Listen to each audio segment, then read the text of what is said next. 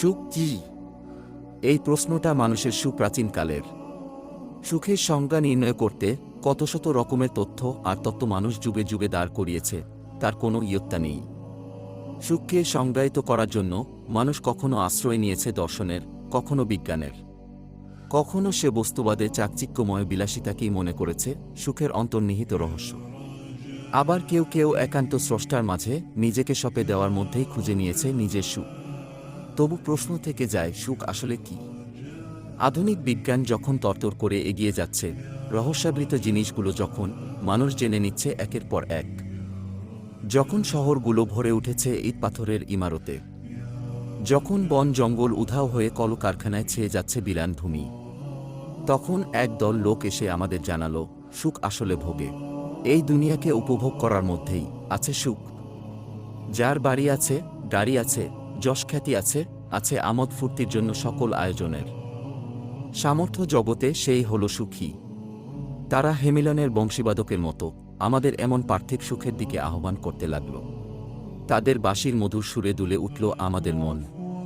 তারা আমাদের বোঝাতে সক্ষম হল যে এই জীবনটাই শেষ, মৃত্যুই সবকিছুর সমাপ্তি। এরপর আর কিচ্ছু নেই, কিচ্ছু না, কেবল অন্ধকার আর অন্ধকার। সুতরাং এই জীবনকে যে যত বেশি উপভোগ করতে পারবে, সে তত বেশি সুখী মানুষ। আমরা শুনলাম। এরপর সুখী মানুষ হওয়ার জন্য নেমে পড়লাম একটা দুরন্ত প্রতিযোগিতায়। এই প্রতিযোগিতা বড় হওয়ার প্রতিযোগিতা। কাকে ছাড়িয়ে কে বড় হব, কাকে ছাপিয়ে কে এগিয়ে যাব। আমাদের জীবনের উদ্দেশ্য নির্ধারিত হল। কোটি কোটি টাকায় আমাদের ব্যাংক ভর্তি থাকতে হবে, আমার নিজস্ব গাড়ি থাকতে হবে, বাড়ি থাকতে হবে, আমাকে জৈবিক সুখ দেওয়ার জন্য একদল সুন্দরী রমণী থাকতে হবে, যশখ্যাতি তো অবশ্যই থাকা চাই। মিডিয়াতে আমি হব টক অফ দ্য টাউন, পত্রিকার টক অফ দ্য ডে। আমাকে নিয়ে ফিচার হবে, প্রদর্শনী হবে। আমাকে এক নজর দেখার জন্য, আমার একটা অটোগ্রাফের জন্য মানুষ দীর্ঘ সারিতে দাঁড়িয়ে থাকবে। তবেই না আমি সুখী মানুষ। কর্পোরেট দুনিয়ায় খ্যাতিই সবকিছু। যার খ্যাতি নেই সে সুখী নয়। সুখী হতে হলে তাকে খ্যাতি অর্জন করতে হবে। কিছুদিন আগে একটা গুঞ্জন চাউর হয়েছিল জোরে সোরেই। হলিউডের এক অভিনেত্রী তার যৌন হয়রানির বিরুদ্ধে সোচ্চার হয়। অভিনয় জগতে খ্যাতির জন্য তাকে পর্দার পেছনের এবং সামনের পুরুষদের বিছানায় সঙ্গ দিতে হয়েছে, হতে হয়েছে অনেকগুলো পুরুষের উপভোগের বস্তু।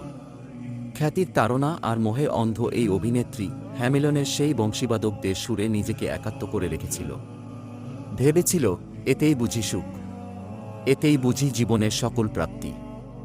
সেই প্রাপ্তি আর সুখ লাভের আশায় বিলিয়েছে নিজের সর্বস্ব, হয়েছে পুরুষদের বিছানার সামগ্রী। যখন তার হুঁশ ফিরল, যখন বুঝতে পারল যে এটা আসলে সুখ নয়, মরীচিকা, তখন সে সোচ্চার হল, প্রতিবাদ জানাল। টুইটারে লিখল, if you have been sexually harassed or assaulted, write me too as a reply to this tweet. দেখা গেল এই টুইটের প্রতি উত্তরে হাজার হাজার টুইট আসতে লাগল। সুপ্নীল বলিউড আর হলিউডের হাজার হাজার অভিনেত্রী সেই টুইটের সাথে একাত্মতা ঘোষণা করে মি টু লিখে প্রতিবাদ জানাল। অর্থাৎ তারাও তাদের সেই সুখের দুনিয়ায় কোনো না কোনোভাবে যৌন নির্যাতনের শিকার।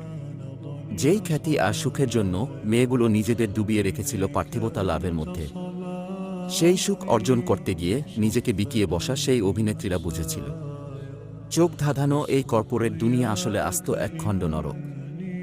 মিডিয়া আমাদের সামনে যাদেরকে সুখী হিসেবে উপস্থাপন করে, মাঝে মাঝে আমরা তাদের কিছু করুণ পরিণতির গল্প শুনি। লিঙ্কিন পার্কের সেই বিখ্যাত গায়কের কথা মনে আছে?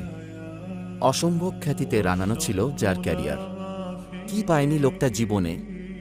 টাকা, গ্ল্যামার, চাকচিক্যময় জীবন, সবকিছু। তবু কেন তাকে আত্মহত্যা করতে হলো?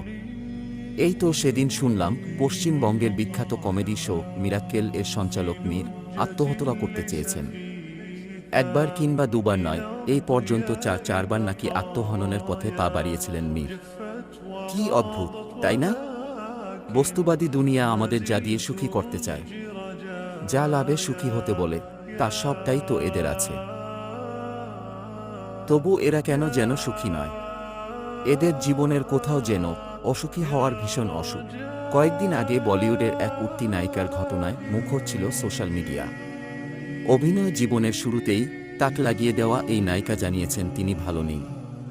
তার খ্যাতি, বিত্তবৈভব কিংবা কর্পোরেট মুগ্ধতার কোনো অভাব নেই। তবু কোথাও যেন তিনি শান্তি খুঁজে পাচ্ছেন না।